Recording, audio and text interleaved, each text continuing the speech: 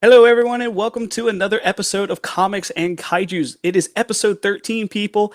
This is Gamera the Giant Monster and Hellboy, Volume 1, Seeds of Destruction. This is a wombo combo today, but sadly, we are shy. We are shy. We are missing our boy Matt. You were with us always in spirit, always. But today, we are joined by the man with the plan over here on this side of the gam. It is Scuba Steve here to give us some help and be a guest and come in and give his insight on this wonderful episode. You're damn right, Steve, fellas. thanks for coming to us, man. How are you today? Thank you for having me.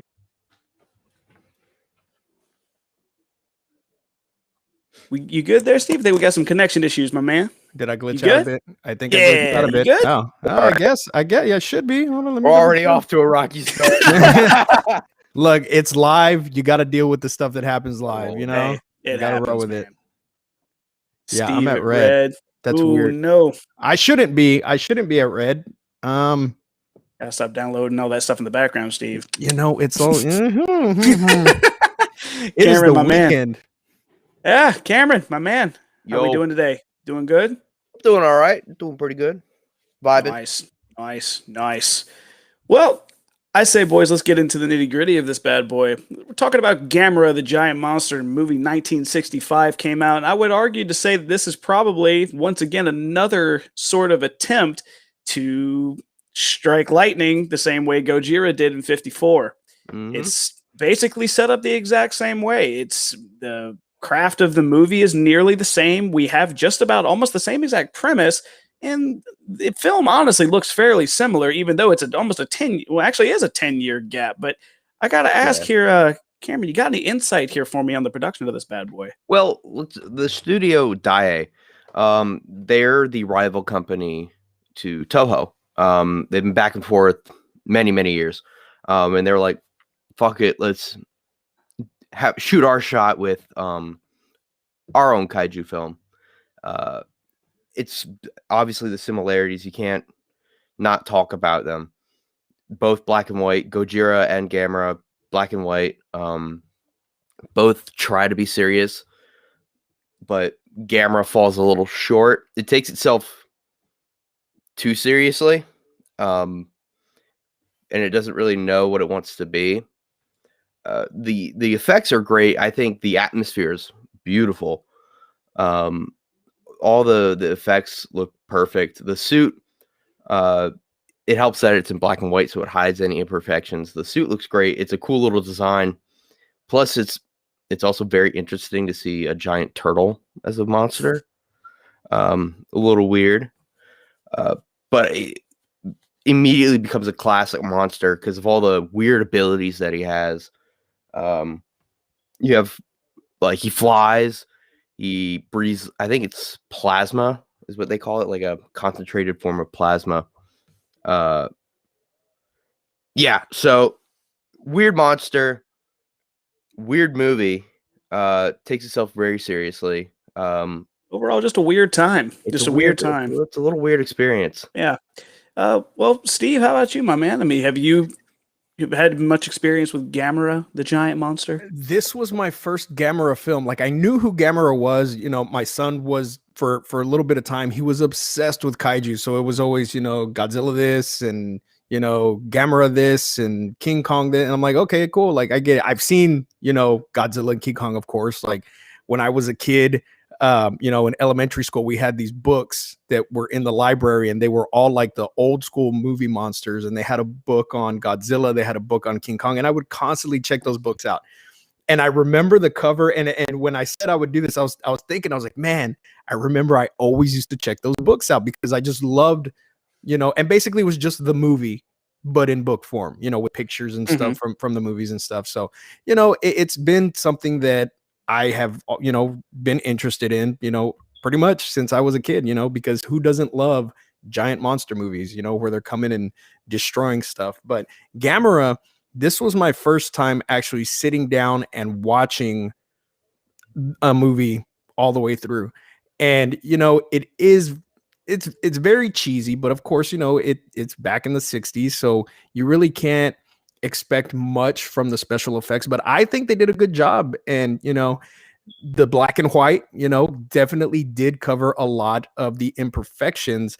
But there was that scene where Gamera was, coming up, and they did like a close up of him just like, kind of gliding up or whatever, and you could see like every little like scale and like spiny piece. And I like that. It looked very well done. This is good. It was a good one. It was a good one. It wasn't great, it wasn't great, but you could definitely see the similarities that they were trying to do with creating their own Godzilla, essentially.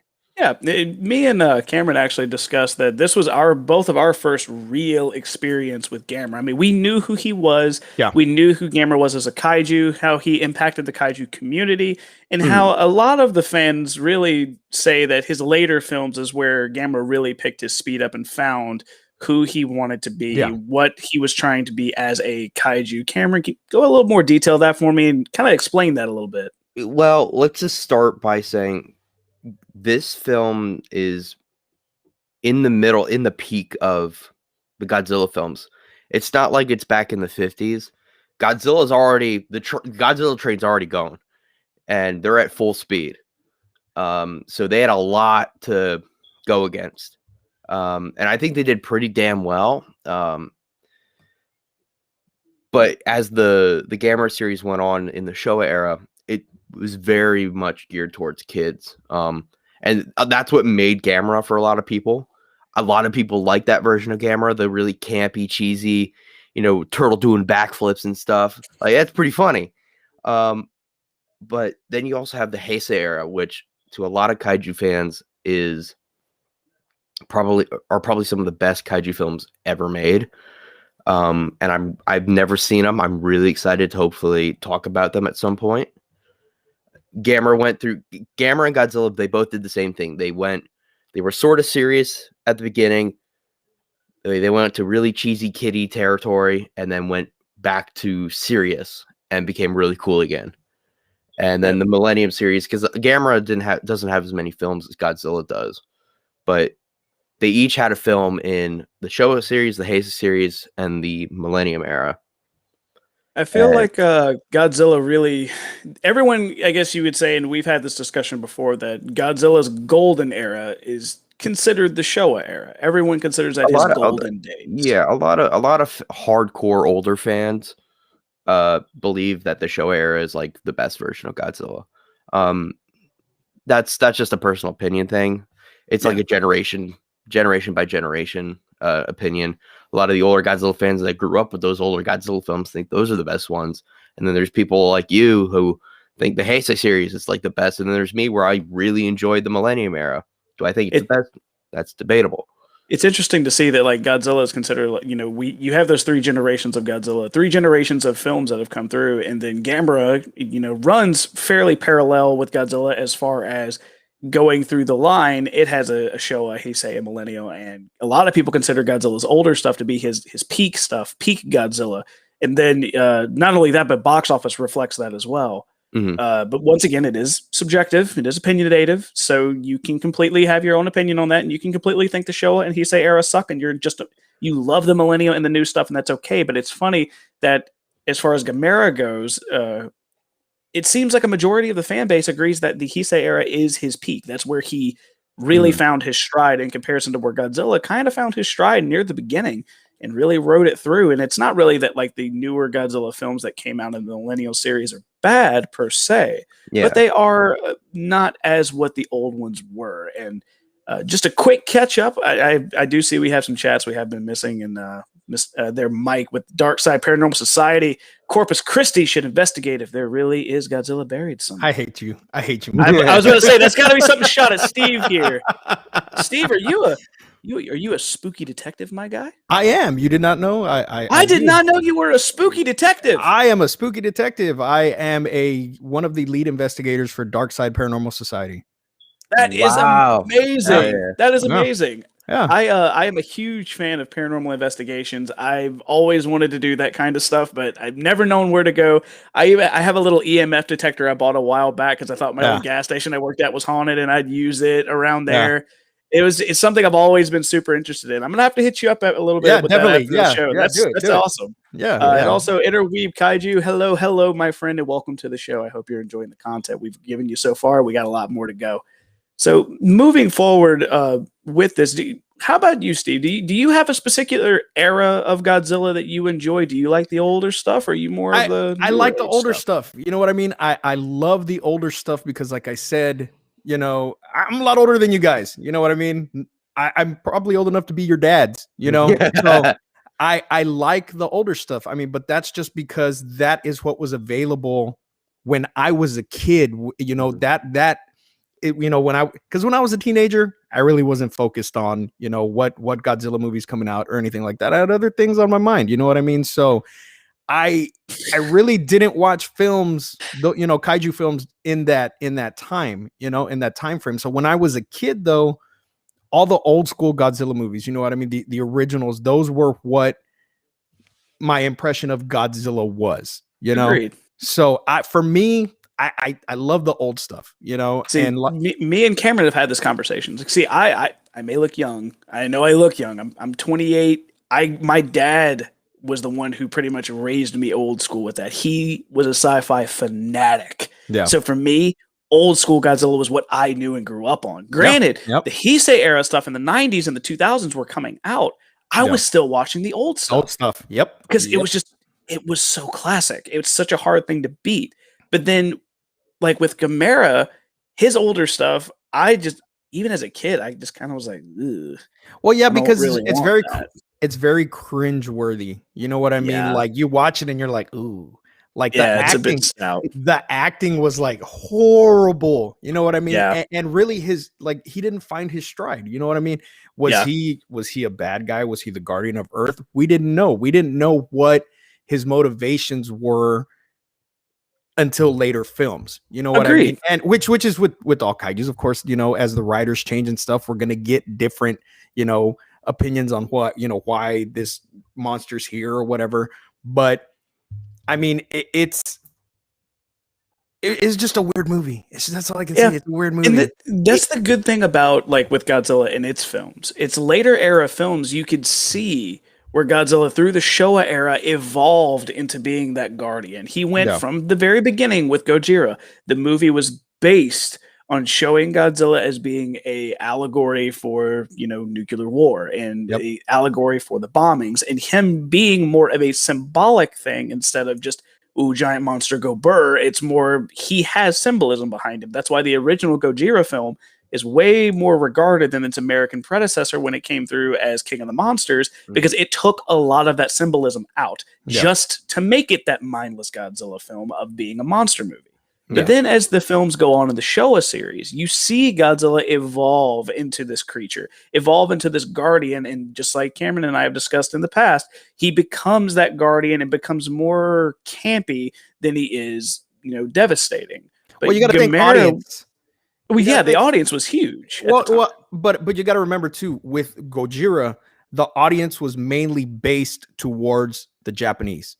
You know what I mean? So of course, that film was going to have more meaning, and because of everything that they had gone through, that film was going to be, you know, it was directly going to impact them with everything that they had already gone through in their society. So, you know, it's understandable then, you know, once it starts coming over to us on our side, you know, well, we have a wider audience now. They don't know what we've been through. We're going to give them campy, goofy movies where Godzilla has, you know, just crazy things going on. Mm-hmm. Yeah, I agree. I mean, it's an evolution of the times. Yeah, you have you can see that with a lot of different films and a lot of stories, especially, you know, in comics and heroes. And then same thing with Godzilla. You know, it was a product of the times of what was happening, and the film industry was evolving. And you can especially see it in the later films with whatchamacallit. The oh goodness, I'm blanking here. With the later films in like the 70s, like Hedorah, Godzilla versus Hedorah, the smog monster, or more what people know. That film is so deliciously 70s that it honestly, you need to be on something to understand it truly.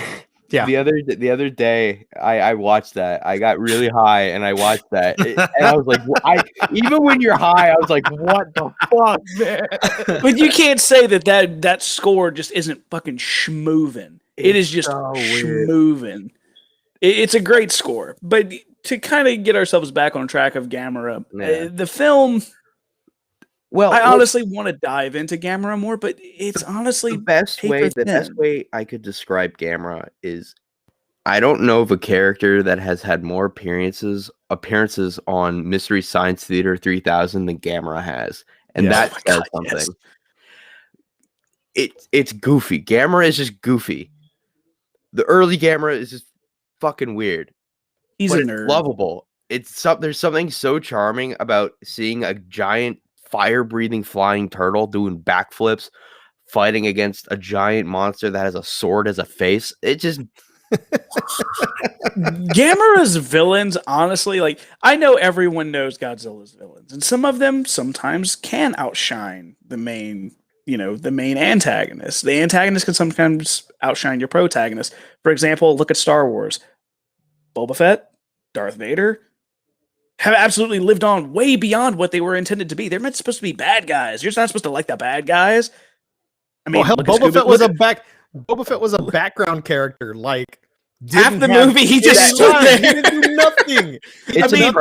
You're not supposed to like the bad guy. And if you want to look at anyone else, like, look at Scuba Steve's background. Do you really think that liking the bad guy is a good thing? Look at that. Look at him. He has got nothing but bad guys behind him. But that is all about the writers and how they create a character. And sometimes your house is haunted. That light just came on. You never know that sometimes. Oh shit! Sometimes the bad guys can outshine the good guys, and Gamera, I think that. Oh, that's a nice light. Don't shine it near Cameron's poster over there, though. His drawing might get a little bright, but no words. He knows. But sometimes in Gamera's films, he had some very creative villains in the Heisei, like you said, the sword head monster. You just mentioning that. I don't remember the movie, but I remember seeing it. I remember what it looks like. It's Gamera versus Guron, I believe. Cool. Yeah, Gamera versus Guron. I remember renting that from my local Hollywood Video on a Friday evening. And I remember watching that. It was my first Gamera movie I've ever watched. I was blown away. It's like, this dude got a sword for a face. What the fuck? I was like, this monster's fucking insane, dude. Sometimes that's the magic you need, man. Yeah, but they were honestly like they were a lot like Power Ranger villains. You know what I mean? They were like to that like craziness that appealed to the kids. You know what I mean? Because you have this giant turtle. You know what I mean? Especially like in the 90s, you have this giant turtle. What was popular in the 90s? Ninja Turtles. You know what I mean? Power Rangers, all that stuff was popular back then. Hey, so hot take on Ninja Turtles: the original 1990 first Ninja Turtle was the best one, the best movie? film that's come out. Yes. Best of course, turtle film of all of them. Dude, that's way beyond me. I saw that movie in theaters when it came out. Okay, I was in 90. I was 10 years old. I was 10. No, God, I'm an infant. I was 8. I was 8 years old. No, maybe 10. I don't fucking know. However old I was 8 in 90. I was not born yet because I was in 1990. That film was released in 1990. Yeah. I see this, and I love Ninja Turtles. Mind you, I had the bed sheets, I had the figure, you name it, I had it. I had the bed sheets and everything, my man, with the drip. And I still have the bed sheet. I'm not even playing. I swear to God, it is still at my grandma's house, folded up in the fucking closet. It is faded as shit, but I still have it. Kicks the door in. The bed sheets stay on tonight, honey. Yeah. The turtle sheets stay on. Cowabunga. So watching that, you go from watching the cartoon and having that image of the Ninja Turtles in your head, and you're like, oh, this is gonna be awesome. Oh my God, look, there they are. And then the first, when Raph's on the roof and he's like, damn, I was all, he said a bad word. Oh my God. Dude, honestly, Raph is the biggest mood of that entire movie for me. Just walks out. Like, I wish I could do that every morning. I wake up at 5 a.m. to go to work. I just want to walk outside and look into the sky. Damn! You got to know what a crumpet is to play cricket. I have my Casey Jones mask. I got a replica Casey Jones mask from that. I did a cosplay as Casey for that film. It was cool because the local Comic-Con, they had this. There's a cosplay group that has like, I mean, do like pinpoint screen accurate cosplays of those guys, and they travel as a group. Yeah. And I went there with as Casey Jones to kind of like get a picture with them, and then they had the guy there that they actually road trip with who cosplays Casey Jones, and he's like double my height, long hair, all that shit. And I'm just like, what's up? But no, you are right. The demographic of that time was good. It was good for Gamera because the times that we're going through. There's one other thing that I wanted to think of because you brought up Power Rangers. It made me think, is there one Power Ranger villain that you remember the most? It could be from any era. It could be from any Rangers. Is there one that sticks out to you that you remember the most? Because I have one that's like a deep-seated memory in mind that I keep reflecting back on that I think just kind of fucked with me as a kid. There's one specifically that I remember. I don't remember his name, but I remember his powers. I don't really remember any of like the like one-shot monsters. You know what I mean? There's one for me. There's one, and there's only one. It's this fucking pig. He's like this. You know exactly what I'm talking about. Is the one that can fucking eat him, dude. Yes, fucked with me as a kid. Yes. I did not like that. I did not like that. Okay, so I swear on everything that I hold holy, when you asked that question, I was thinking, and a pig flashed in my fucking head, and I was like, nah. It's a sub-seated memory they gave us as children. Yep. I'm telling you, because he would fucking eat them, and their face would show up on his stomach and stuff like that. Yeah, that episode fucked with me. I am telling you, it did, and it still disturbs me to this day. That's great. Goddamn. I remember Mesagog. I remember Mesagog from Dino Thunder. Oh God, you're breaking out Dino Thunder. Okay. Yeah, motherfucker. Okay. See, I remember Dino Thunder specifically for the fact that they got Tommy to come back and he played the black like T-Rex thing. He was in like every fucking Power Rangers series. Yeah, because he's a badass. I met that dude. I've met that dude at Comic-Con. He looks like he's in his, I think he's like in his 40s or something like that. That dude looks like he could have easily roundhoused my fucking face off, and I would have. Oh, and he could have. He could have. Oh yeah. No, that dude actively stays training. He's insane. Yeah. It's insane how dedicated that guy is. But no, I agree with these takes on Gamera here, but I think it's time that we give Gamera the good old-fashioned comic and kaiju score at the end of the day. I'm going to let Steve give his first, since he is our special guest. Steve, give me your out of 10. What do you throw in Gamera? I'm going to give Gamera a 5, because it's not horrible, but it's not great. It's an okay watch. If you're going to start watching Gamera films, I mean, of course, you got to watch them all the way through. You start with the first one.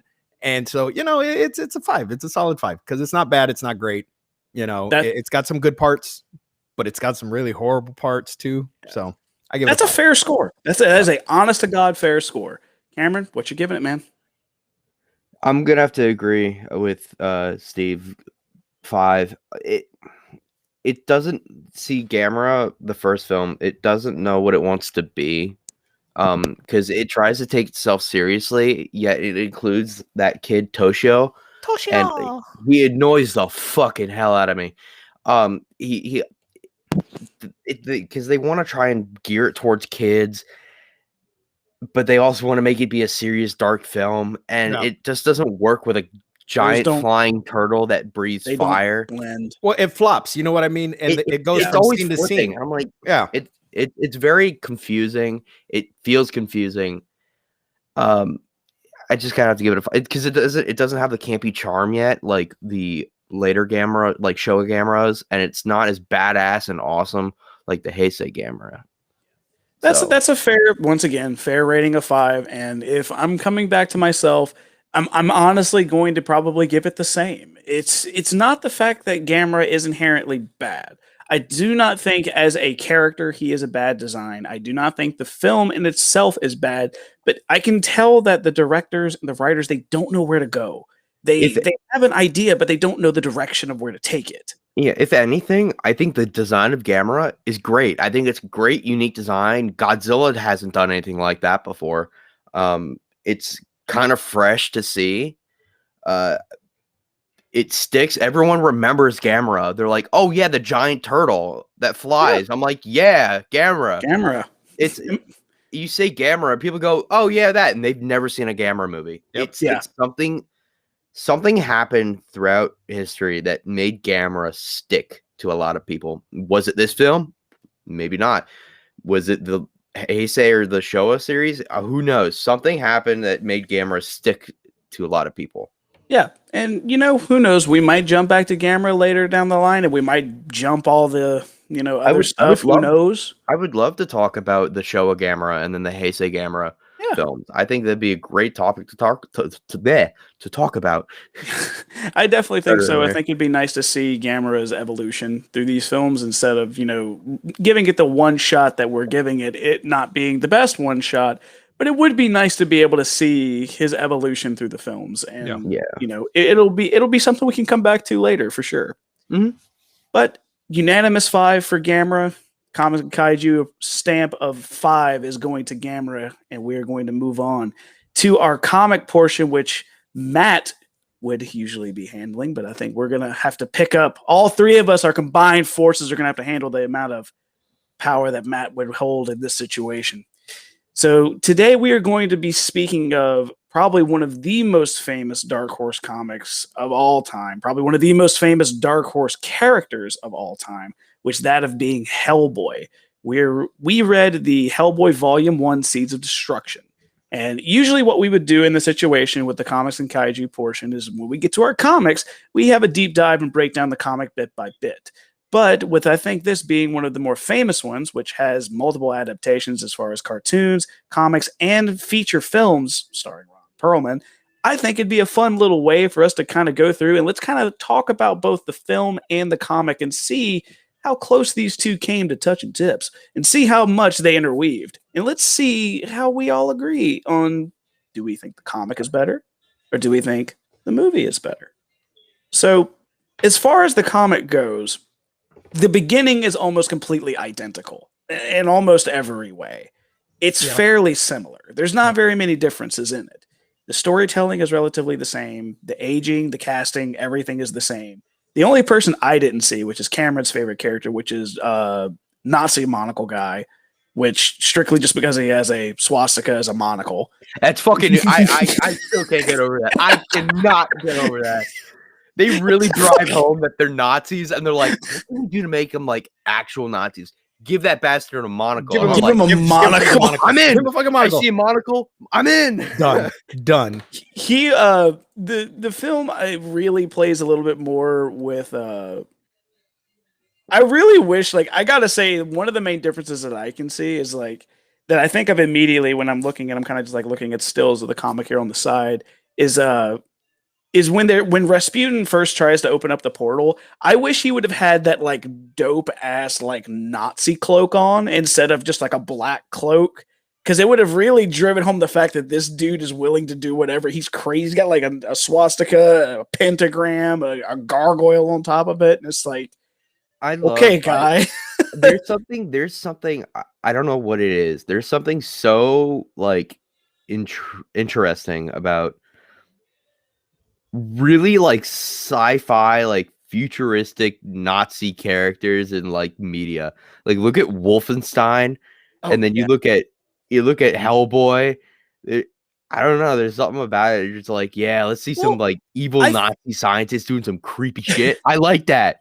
I think it really hammers home the back in the day, and the fact that everyone knows that like the Nazi scientists, they did some crazy experimentation back in the day, especially things that were way above its time frame. And it's things. Oh yeah, they were horrible things, and I think that's what makes the sci-fi aspect of having any sort of Nazi symbolism or Nazi involvement makes it more believable, because it's like, the horrible, crimes against humanity that these people did it's to the point of where it's almost unbelievable. Yeah. It's out of our reality of thought. And to think that the things that were done were actually committed by these people, it really does make it seem sci-fi. But in actuality, there is a lot of those things they actually did that are horrible. But in the comic and in the film, it's more along the lines of talking about how they're, Hellboy, they're trying to go through Rasputin's trying to reach out into the other realms of the worlds and trying to open up a portal to another dimension. Well, in the comic, he ends up opening a portal. He does. Yep. And boop, out comes Hellboy. He tries to close it, think everything's all Gucci, but in actuality, he pops out a Hellboy. And in technical terms, Rasputin is technically his dad because he is the reason why he's even here. And one thing that I can go ahead and say that is probably one of the more noticeable difference in the film and in the comic is his father, which I'm blanking on his name at the moment, Hellboy's father. He actually he doesn't last as long in the comic as he does in the movie. Not at all. And that was one thing that I wanted to bring up was that I like the fact that we actually get to see them bond in the movie. Per se, Yeah. you know what I mean? We get to Agreed. see that, okay, this is who raised him. This is why he is the way he is. Kind of like, Superman, he's got the cancer or whatever. Mhm. And instead of going, evil, like he could have, he kept him, on He the kept straight his and moral narrow. compass in the right way. Exactly. So the fact that, we see Hellboy, boom, he's here. Rasputin brought him, he's here. The events happen, and then boom, we flash forward and he's an old man already. And we really don't know what the hell's going on at first. Yeah. There was no build up to it at all. It's just Hellboy's here. It's the future now, so that is probably one of the biggest discrepancies for me that I thoroughly enjoyed was the fact that his father was way more of a predominant character in the films than he was in the comics. And I think was it Broom? Yeah, I think that was his name. Broom. That's what yeah, they called Dr. him, Broom. Dr. Yeah, I think Broom. Dr. Broom. Yeah. Yeah, and I liked the fact that his father actually stayed in the movie. Dude, I'd say almost near the end. Yeah. His Dr. Broom was in that comic till almost the end of the film, and the way he went out in the comic compared to the film handles that character, I feel, in a better way. Yeah. And he makes that dude with the double swords who keeps coming back to life and all that. He has like the weird clock thing in his chest. Yeah. I'm sorry that I'm not giving specifics on names, but if you've seen the film or even read the comic, you know exactly who I'm talking about. Yeah. But he's the one who takes him out. He kills him, just right behind the neck, and it's dealt more ceremoniously instead of him in the comics how he died abruptly. He died to the tentacles, I believe. He died to like the weird like monster tentacle things that Rasputin has in him or whatever. I think that's like that weird creature. It's like a baby or whatever. Well, I thought baby.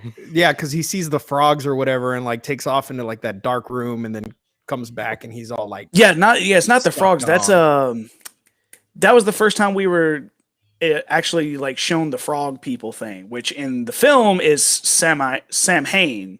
I think was the name of it. Yeah. And that, once again, those things, I think Sam Hain in the movies was handled a lot better than in comics. Yeah. He was way creepier looking. He was animalistic. He had like all these tentacle dreads and all that. The practical effects are fucking amazing. They really are. Definitely. They truly are. They did such a wonderful job on that film. I think Ron Perlman sold the role really well. I think the practical effects that's the selling point for me right there. That's why I like the movies more than the comic.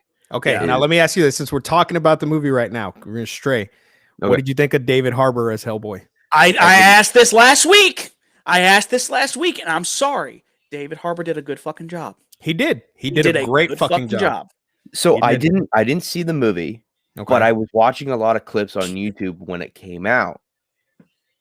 And by the clips that I saw, I think he did a good job. I think his acting's great. He's a great actor. The makeup looks great. I think the way he portrayed the characters, it's his own twist, but it doesn't stray too far. And I think he did a really good job. Look, anytime you want to watch it, I own that film on YouTube. I bought it the day it was available for digital. Hey, you want to watch party? You got it, bud. Yeah, trust me, I fucking loved that movie. I know a lot of people hated it. A lot of people hated it, and they had every right to hate it. Well, I mean, there there was some stuff that just like there were some parts where like Mila Jovovich's character just kind of, I don't know, it was just like way too overdone. Like she overdid the character. Like for me, for me. No, I get that. And that's a completely justifiable take. I 100% I can agree with you on that. But for me, what made this Hellboy different than the other one is I felt this Hellboy was way more like, it was graphic, it was gory, it was aggressive, and that's what, to me, I feel like Hellboy does in his fight scenes and things like that in his comics. They're aggressive, they're gory. He's like bashing people's heads in, using those guns and the swords that he can get a hold of to fight and kill and do what he needs to do. And that's what I would like to have seen more of. I think if don't get me wrong, Ron Perlman did. He honestly brought that character to life. If it wasn't for him, we wouldn't have what we have. And I honestly, when I saw that movie the first time, what I did was I had to separate myself between the two films. I had to separate the vision of Ron Perlman as Hellboy in order to truly appreciate David Harbour as Hellboy. Yeah. I enjoyed David Harbour as Hellboy. I think he did a good job. He portrayed the character accurately. He voiced him accurately. He had the right swagger to him, the right, bit of comedy. Because a lot of people are like, oh, well, he's too much. He jokes too much. He jokes too much. Dude, Hellboy in the comics cracks whips all the fucking time. Like he's like a demonic Spider-Man almost. He cracks so many fucking quips at these demons he's fighting and these evil Nazis. That's just who he is. Now, I'm not saying that, Ron Perlman didn't crack any whips as well. He did, but that film, you can even tell in the way it's produced, it's trying to be more serious. It's not trying to have any sort of relief of situations. It's way more like Ron Perlman would crack a whip, but it would be just a short little boo. That's exactly what Ron Perlman sounds like. That's exactly what Ron Perlman sounds like.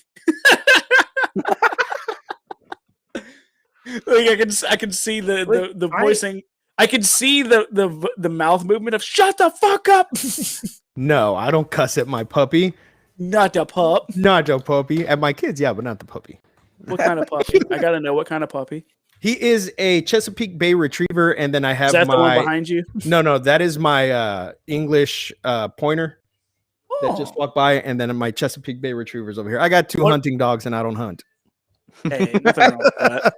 Ain't nothing wrong with that. I used to have a beagle, and I didn't use it for anything other than just being a beagle. And I found them both, and they're both purebreds. Like one of them. Yeah, Toby, who is my big pup, the one that was just barking, the Chesapeake Bay Retriever. I was driving home from work, and he was sitting in the middle of the road, and people were just driving around him. Nobody got up to help him. He was just sitting there in the middle of the road, and he was tiny, and I picked him up, put him in the car, brought him home, and now he's a giant monster. I say like this: every time someone adopts a dog or someone saves a dog, they will be the most loyal, the most loving, and they are the hardiest fucking creatures you will get. Oh yeah, he's a great dog. He's I know people that'll spend $2,000 on a dog just because they want it to be pure and all that shit. Yeah, but then they go in, the same person they'll go get a dog off the side of the road who's trying to survive. That dog will love that person more than that purebred will. Will probably live longer. Yeah. And will probably get twice the size because they're hardy creatures and they'll love you to the end, man. But that's awesome. The best part was I found him on my dad's birthday. Okay. Oh. And so with Dante, who is my English pointer, we went to go put flowers at my dad's grave on Dia de los Muertos, the Day of the Dead. Yeah. And we pulled up, and laying on my dad's grave, there was a dog, and he looked dead. Like he was just laying there. And I was like, oh no. So I get out, and I'm helping my grandma out of the car, and I look down, and he's just sitting there looking up at me. And he was super skinny. You could see his bones. I was like, I can't leave him here. Like I can't. No, that was a sign, man. Yeah, and of all days, because I was gonna wait to take my grandma, till the weekend, but I ended up taking her, and we found him, and I bought him a Whataburger, and I brought him home, and hell yeah. I mean, he was hungry, poor pup. So I got him a burger with nothing on it, and he's a good dog. He's kind of a pain in the ass, but he's still a pup, you know. So As my buddy Alex would say, you gave him the Texas food blessing, yes, which I is did. what a burger. Yes, I did. Yes, I did. And I named him Dante. I named him Dante after the dog in Coco because you know that movie's about Dia de los Muertos. So I was like, hey, it's a sign. That's a So good name too, Dante. Yeah. That's a great fucking name for a dog. Yeah. So I What's have the other Dante one's and name? Toby. Dante and Toby. Yeah. Nice, Yeah. nice. I gave them human names.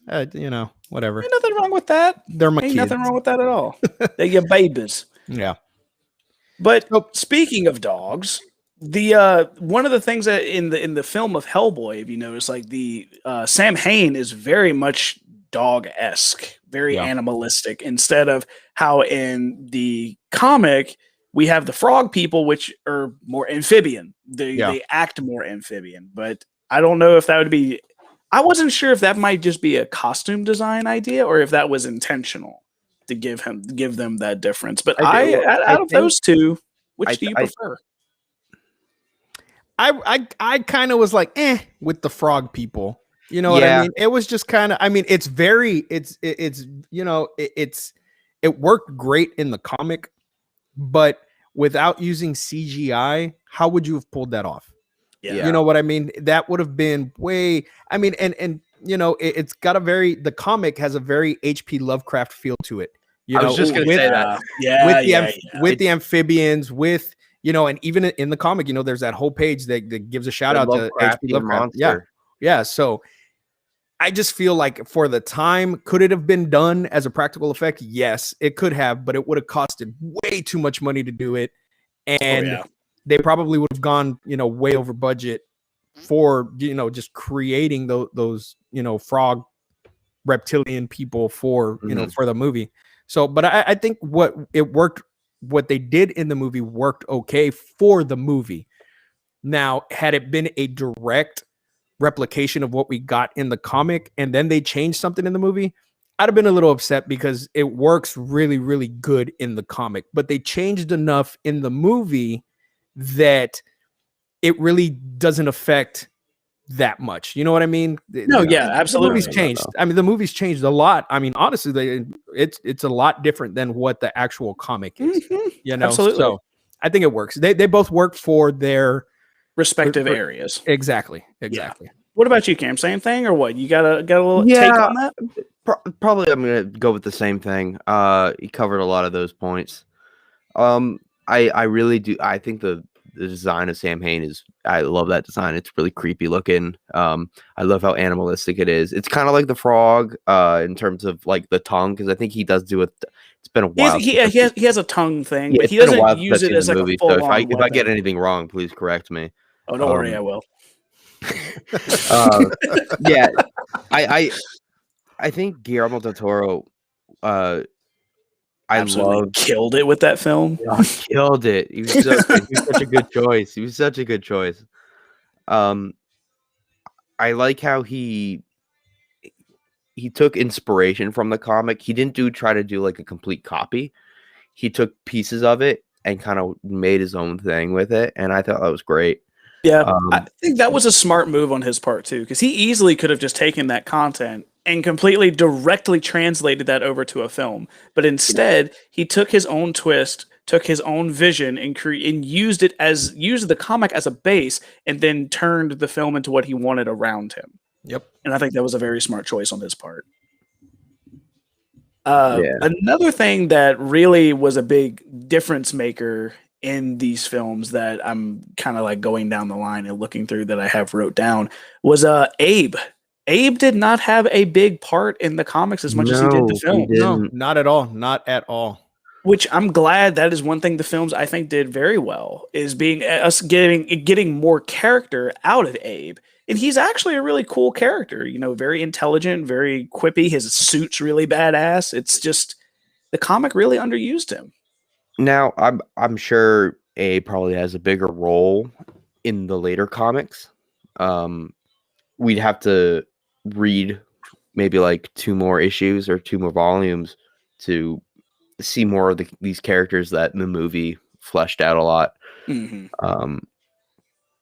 But like, I don't remember what's her name. It's Liv, isn't it? Or Is it Liv or Liz? Liz. Liz, yeah, the Liz. pyromancer. Yeah. I don't remember.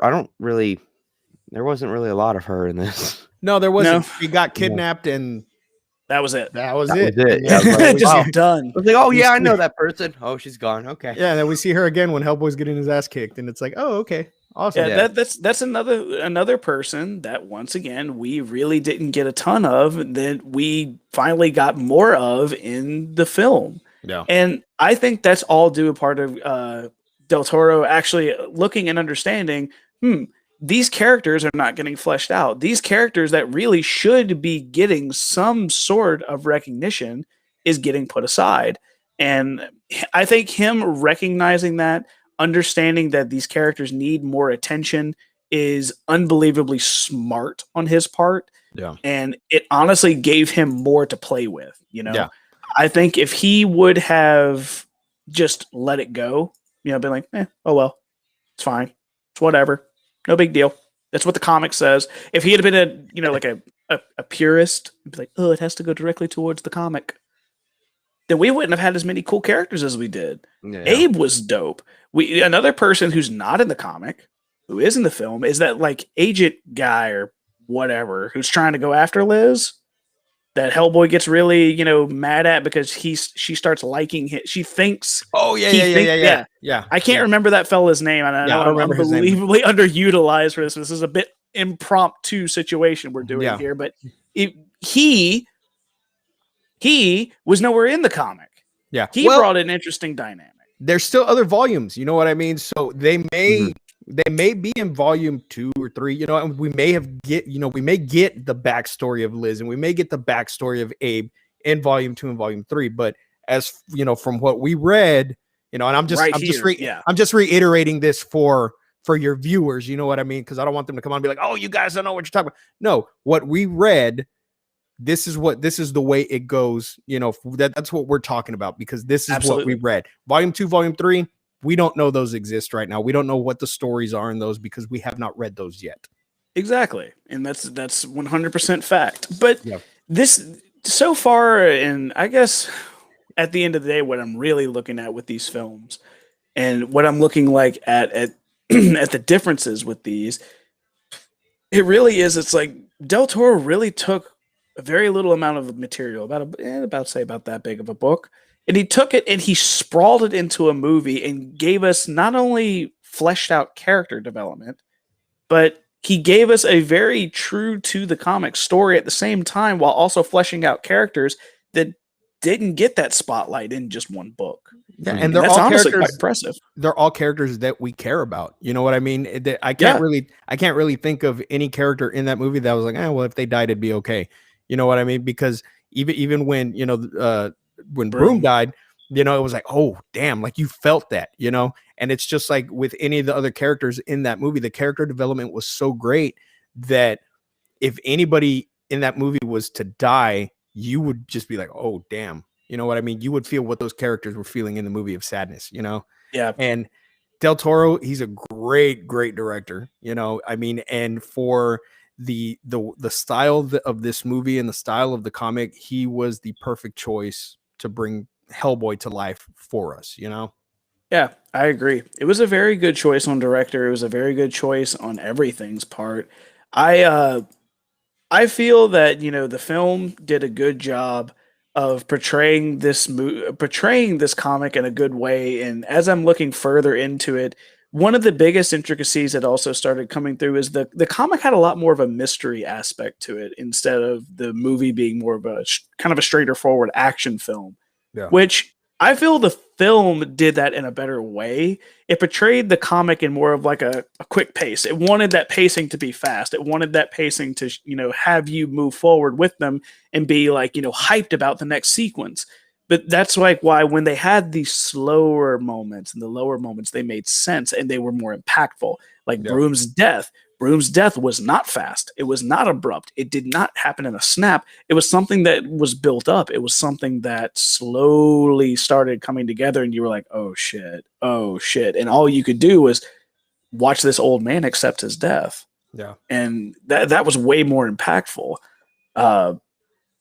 The comic, really entailed more of a. I think what you said best, Steve, is the more. Damn, I'm blanking names. Cthulhu Sam Hain. guy who wrote Cthulhu. Oh, H.P. Lovecraft.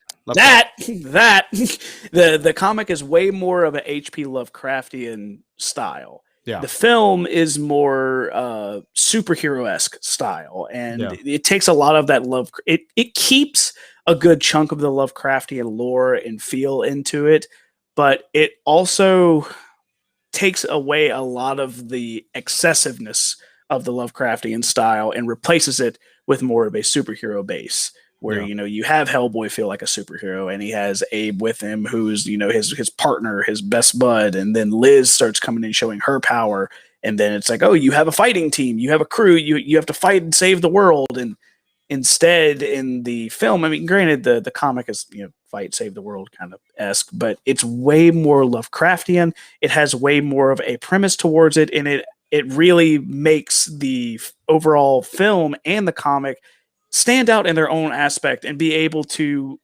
blend these styles together in the way that Del Toro did. Was honestly, it was such an impeccable feat that he had to achieve, that he was able to do so with such little information to spread this out and make it what it was impressive. But you can't knock that the book that Dark Horse didn't just have a masterpiece sitting in their hands, considering not only did it make a blockbuster film, but it spawned multiple different comics, multiple different entries and things and so on along those lines, toy lines, video games, you name it. That it was overall a huge success. Yeah. It's just sad that a lot of people truly didn't know about Hellboy until much later in the series.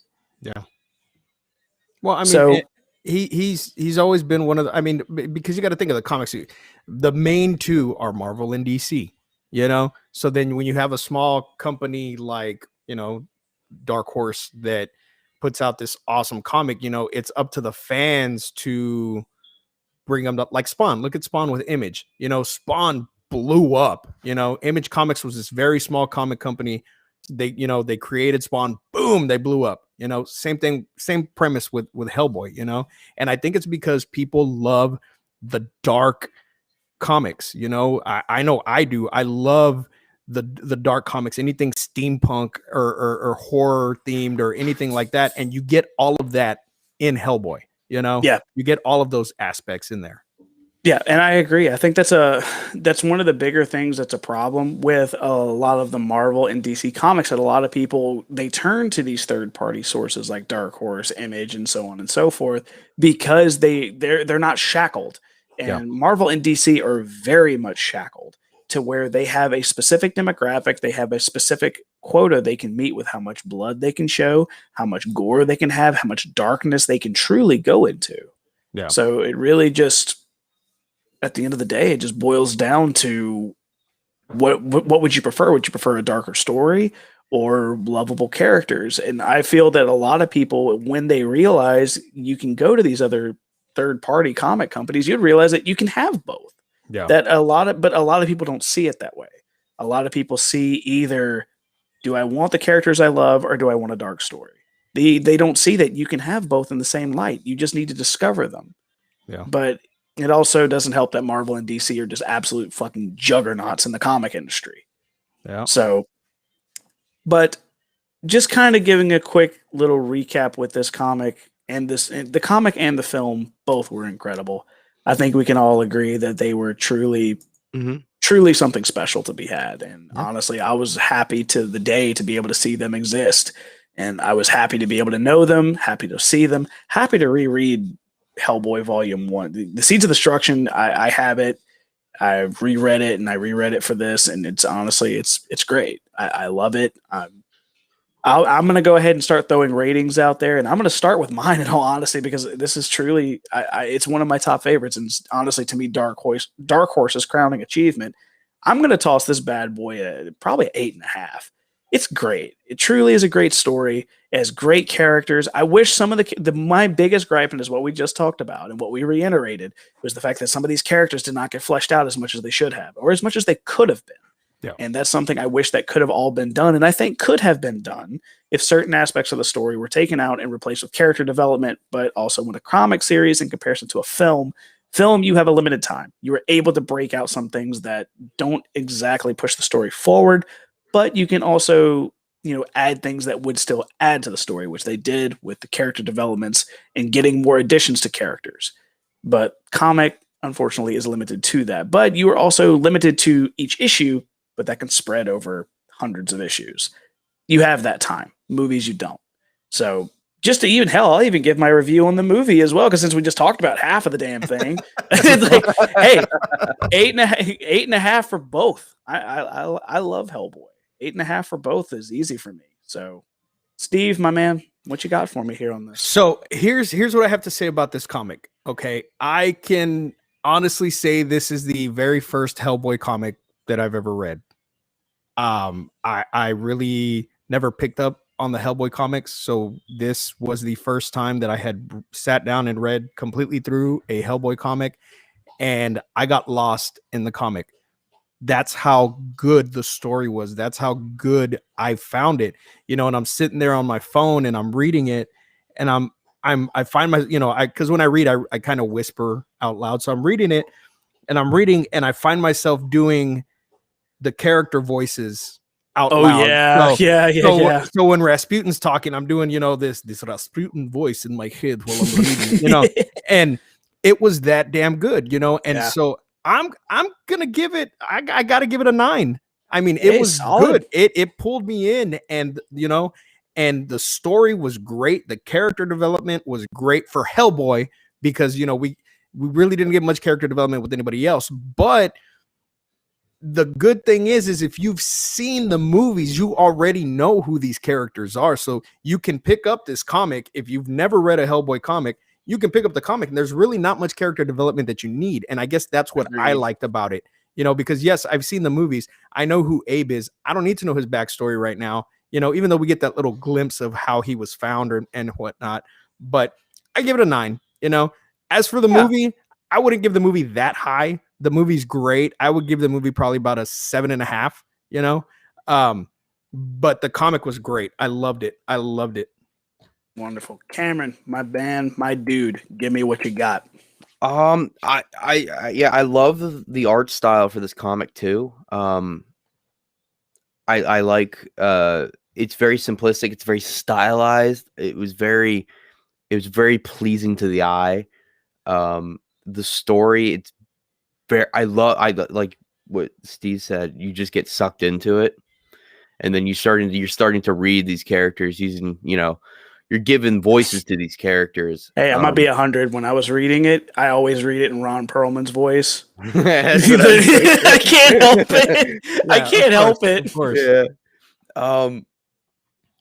I'm probably gonna have to give the comic an 8, solid 8, and then for the movie,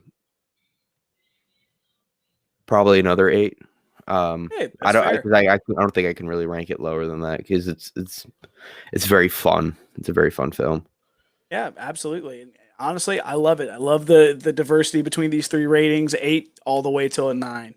And it's honestly, I'm glad we got to review this. I think it was a good call. I think Matt did a good call on this film. Cameron, solid, interesting yet solid call on the Kaiju film with this. We had a different blend today, a different mixture. I promise that next film will be a little bit more interesting than this. Hey, we always gotta ride. We ride the wave, man. We have waves of good movies. We have waves of bad movies. Reviewing them both and giving our opinions on both are exactly what our job is. And like TJ, review the gems. We got to review the schlock as well. Just like Master TJ has spoken. He has spoken that we review not only the good, but the bad, the shit, and the fantastic. All of that comes through here, and we will all take our turn. But I gotta say, Steve, thanks for coming here with us. Hell yeah, man. Thank you for having me. You have been a luxury. You have been a wonderful guest, and I thank you for joining us and giving your insight, and we would love to have you back for more. Let me know. I'm always available, guys. All righty. That's awesome. We'll definitely keep in touch, my man. But I think that's going to wrap up episode 13 of Comics and Kaijus with Gamera and Hellboy. Thank you guys for joining us. And just as always, we end Comics and Kaijus with a shot of tequila.